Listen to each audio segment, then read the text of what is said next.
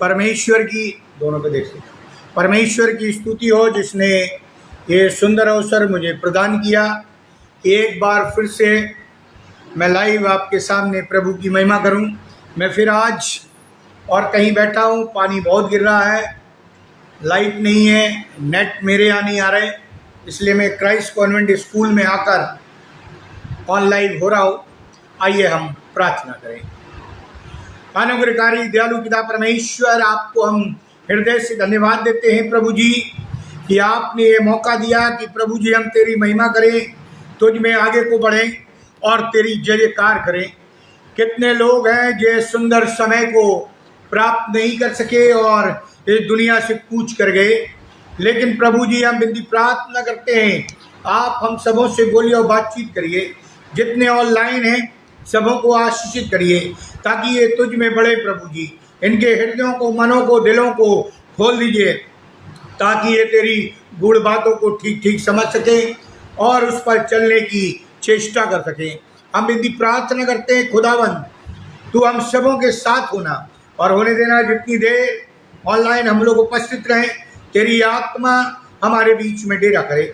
भाई अनुपम डेविड के लिए और हमारे लिए, हम दोनों परिवार वालों के लिए, भाई रामेश्वर दयाल के लिए जो हमारे साथ हैं, प्रभु जी उन सबों को आशीषित कर और होने दे प्रभु जी। जितनी देर हम तेरे चरणों पर ठहरे, तेरी आत्मा की परिपूर्णता हम पर बनी रहे और हम फिर गमुन की कलीसिया को जो संदेश तू दे रहा है उसको समझ सके और अपने जीवन में लागू कर सके। संपूर्ण आराधना की संचालक आप ही हो प्रभु यीशु क्रीस्त के द्वारा, आमीन। यदि आपके पास बाइबल है तो निकाल लीजिए। प्रकाशित वाक्य उसका 2 अध्याय और उसके 12 पद से 17 पद तक मैं आपके लिए पढ़ूंगा। प्रकाशित वाक्य उसका 2 अध्याय 12 पद से 17 पद। वहाँ इस प्रकार लिखा हुआ है, पेरगमुन की कलीसिया के दूत को ये लिख, जिसके पास 2 धारी और तेज तलवार है, वो ये कहता है कि मैं ये जानता हूं कि तू वहां रहता है जहां शैतान का सिंहासन है। तू मेरे नाम पर स्थिर रहता है और मुझ पर विश्वास करने से उन दिनों में भी पीछे नहीं हटता जिसमें मेरा विश्वासी साक्षी अंतिपस तुम्हारे बीच उस स्थान पर घात किया गया जहां शैतान रहता। पर मुझे तेरे विरुद्ध कुछ बातें कहनी है, क्योंकि तेरे यहाँ कुछ ऐसा है जो बिलाम की शिक्षा को मानते हैं, जिसने बालाक को इस्राएलियों के आगे ठोकर का कारण रखना सिखाया कि वे मूर्तियों पर चढ़ाई गई वस्तुएं खाएं और वे विचार करें। वैसे ही तेरे यहाँ कुछ ऐसे हैं जो निकुलियों की कलीसिया को मानते हैं। अतः मन फिरा, नहीं तो मैं तेरे पास शीघ्र आकर ही अपने मुख की तलवार से उनके साथ लड़ूंगा। जिसके कान वो सुन ले कि आत्मा कलीसियाओं से क्या कहता है। जो जय पाए उसको मैं गुप्त मन्ना में से दूंगा और उसे एक श्वेत पत्थर भी दूंगा और उस पत्थर पर एक नाम लिखा हुआ होगा जिसे उसके पाने वाले के सिवाय और कोई न जानेगा। परमेश्वर अपने वचन के पढ़े और सुने जाने पर आशीष दे, आमीन। आज का विषय है पेरगमन की कलीसिया को प्रभु यीशु मसीह का संदेश। थोड़ा सा इस कलीसिया के बारे में, इस शहर के बारे में मैं परिचय देना चाहूँगा।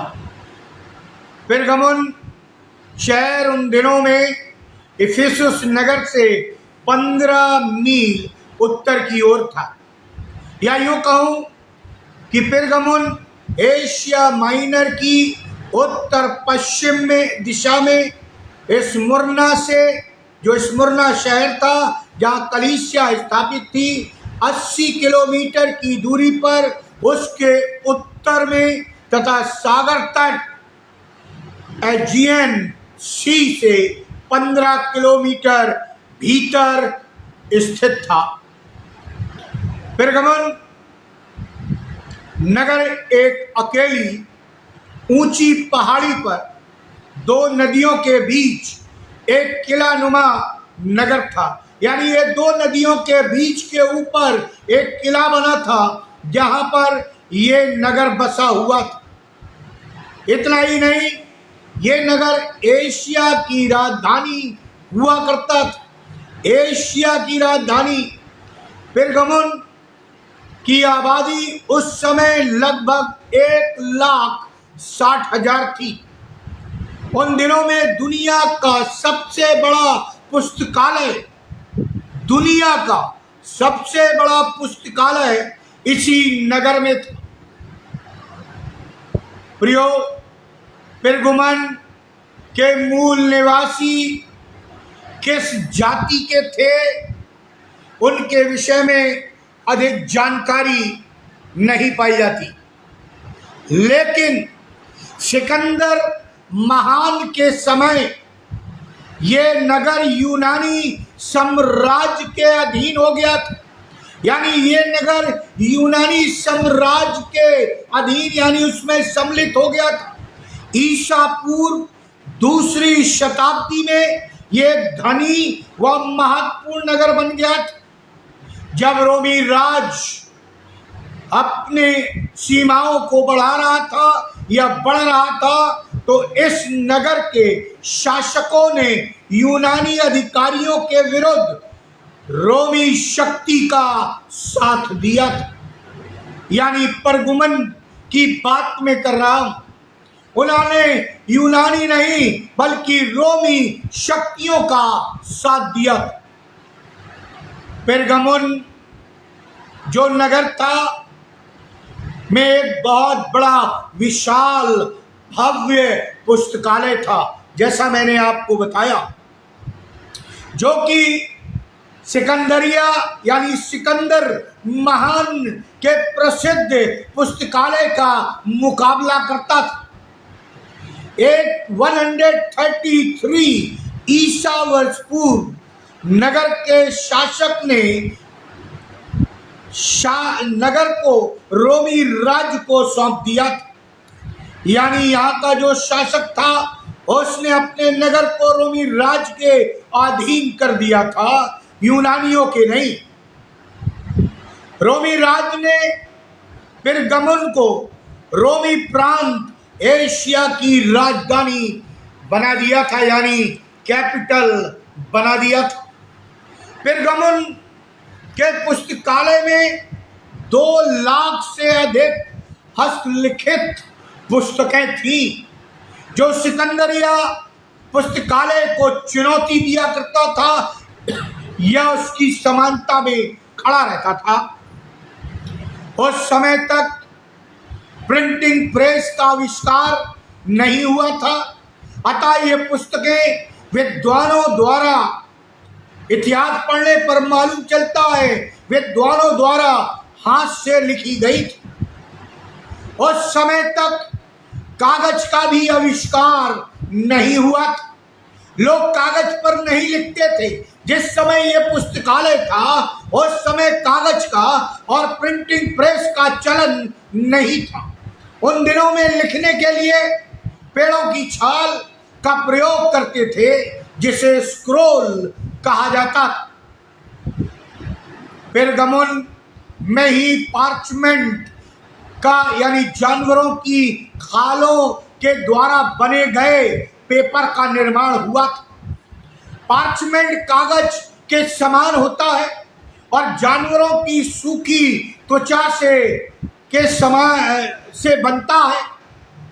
इस पर लिखा जा सकता था, चित्र बनाए जा सकते थे, जिसे पार्चमेंट कहा जाता था।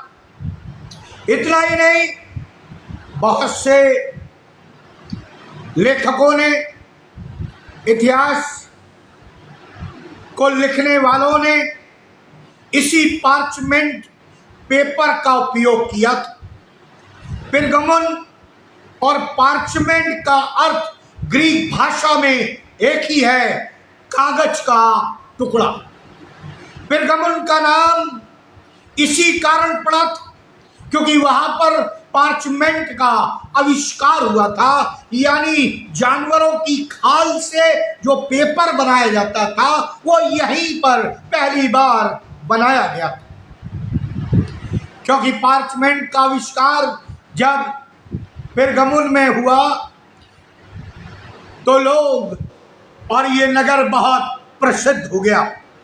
जब राजधानी पेरगमुन को इस शहर से हटा लिया गया, यानी बाद में जब राजधानी खत्म कर दी गई, तब भी ये पेरगमुन शहर नगर प्रशासन का एक महत्वपूर्ण केंद्र बना रहा।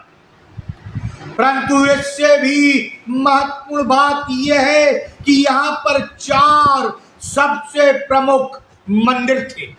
मैं ये क्यों बता रहा हूं? मैं इतिहास आपको क्यों बता रहा हूं?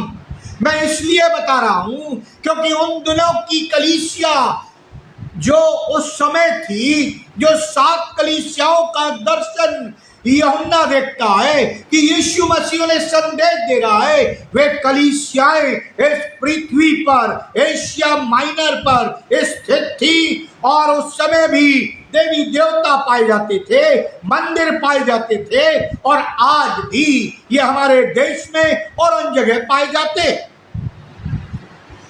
इसमें 4 प्रकार के बड़े मंदिर थे। इनकी जानकारी जानना बहुत जरूरी है, तब आप मेरे संदेश को समझ पाएंगे कि मैं क्या कहना चाहता हूं। तब आप इन संदेश को इसलिए समझ पाएंगे कि परमेश्वर क्या चाहता हमसे, आपसे। पहला मंदिर जो था वो कैसर का मंदिर कहलाता था। उन दिनों में रोमी साम्राज्य में धर्म और राज्य को अलग नहीं किया जा सकता था। मैंने पहले भी आपको बताया था, अलग अलग नहीं किया जा सकता। राज्य के निवासियों के लिए जो उस राज्य में रहते थे, उस नगर में रहते थे, जो कैसर के अधीन में रहते थे, उन निवासियों के लिए अनिवार्य था कि वे कैसर की पूजा और उपासना करें। मसीहों को दंड इसलिए नहीं दिया जाता था कि वे प्रभु यीशु मसीह की आराधना करते थे। ध्यान से सुनिए, मसीहों को दंड इसलिए नहीं दिया जाता था कि वे प्रभु यीशु मसीह की आराधना करते थे, परंतु दंड इसलिए उनको मसीहों को दिया जाता था क्योंकि वे ये नहीं कहते थे कि कैसर ही प्रभु है, कैसर ही ईश्वर है, कैसर ही परमेश्वर। और यही कारण था कि लिखा है कि वो उस राज्य की व्यवस्था को जो कैसर के द्वारा लागू थी, नियम को वो तोड़ रहे। दूसरा मंदिर जो बताया गया है वो पाया जाता था इसी नगर में, डायोनीसियस का मंदिर। डायोनीसियस का मंदिर उन दिनों में भोग विलास के देवताओं की उपासना की जाती थी, जिनका नाम डायोनीसियस था। लोग भोग विलास देवता की उपासना करते थे। वो खाने पीने का देवता भी कहलाता था और लोग उसमें मस्त रहते थे। तीसरा मंदिर जो इस नगर में था वो था एस्क्लेपियस का मंदिर। एस्क्लेपियस, इस मंदिर में चंगाई देने वाला देवता एस्क्लेपियस की उपासना की जाती थी। चंगाई देने वाला देवता। इस मंदिर में हजारों लाखों रोगी आते थे। लाखों की संख्या में लोग वहां पर पहुंचते थे। जो बीमार है, परेशान है, किसी भी शारीरिक बीमारी से ग्रसित हैं, वो एस्क्लेपियस मंदिर में उपासना करने, चंगाई प्राप्त करने आते थे। यहां तक कि उस समय का सम्राट राजा अगस्तुस कैसर भी निरंतर इस मंदिर में आता था, क्योंकि राजा अगस्तुस इतनी ज्यादा मात्रा में अल्कोहल या शराब पीता था कि वो अत्यंत कमजोर हो गया था और चंगाई पाने की आशा में इस मंदिर में आया जाया करता था। इस मंदिर का चिन्ह ये था कि एक सांप लंगर पर चढ़ रहा है और आज भी मेडिकल साइंस में इस चिन्ह का उपयोग किया जाता है। आप देख सकते हैं, आप देख सकते हैं, इसमें मेडिकल साइंस में यही चिन्ह कि लंगर पर सांप चढ़ रहा है बताया गया है, जो शारीरिक चंगाई देने का चिन्ह है। और चौथा मंदिर जो इस नगर में था वो था अथेन का मंदिर। अथेन एक देवी जो ज्ञान की देवी हुआ करती थी और कला की देवी हुआ करती थी। उसको लोग पूछते थे ठीक उसी प्रकार जैसे हमारे भारतवर्ष में सरस्वती को ज्ञान की देवी माना जाता है। प्रियो, पिरगुमन नगर तुर्किस्तान में है, जिसका और इस शहर का नाम अब बदल दिया गया है। जैसे हमारे यहाँ कई शहरों के नाम बदल दिए गए हैं। इलाहाबाद को प्रयागराज कर दिया गया है, इसलिए वहाँ भी इसका नाम बदल दिया गया। पिरगमुन को बरगामा कर दिया गया है। अब आपको पिरगमुन नाम नहीं मिलेगा। यदि आप गूगल मैप में सर्च करें या वर्ल्ड मैप में देखें तो इसका नाम बरगामा है के नाम से आज जाना जाता है। पिरगमुन में शैतानी धर्म पनप रहे थे। कसदियों के ज्योतिषी क्लेश से बचने के लिए पिरगमुन में भागे और पिरगमुन में उन्होंने शरण ली। पिरगमुन में ही ज्योतिषी शास्त्र का एक महाविद्यालय बनाया गया। बहुत ध्यान से सुनिए, ये बातें आपको कोई नहीं बताएगा, लेकिन मैंने कई किताबों को पढ़ा है, कई रिसर्च किए हैं, इसलिए मैं आपको बताना चाहता हूँ कि उस समय के चर्चों में, मंडलियों में, कलीसियाओं में और आज की कलीसियाओं में कोई भी भिन्नता नहीं है। ये हमारी और आपकी गलतफहमी है। इसलिए लिखा है कि ये कसदियों के ज्योतिषी क्लेश से बचने के लिए वो पिरगमुन में शरण लेते हैं और पिरगमुन में ही ज्योतिषी शास्त्र का एक महाविद्यालय बना देते हैं।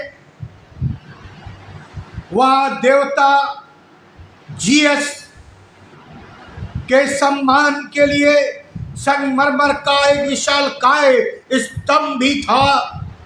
खुदाई में इसके अवशेष भी मिले हैं।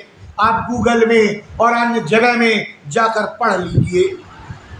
प्रभु यीशु मसीह, अब मैं मसीहों की बात करता हूं। अभी मैंने पिरगमुन नगर की और उसकी व्यवस्था की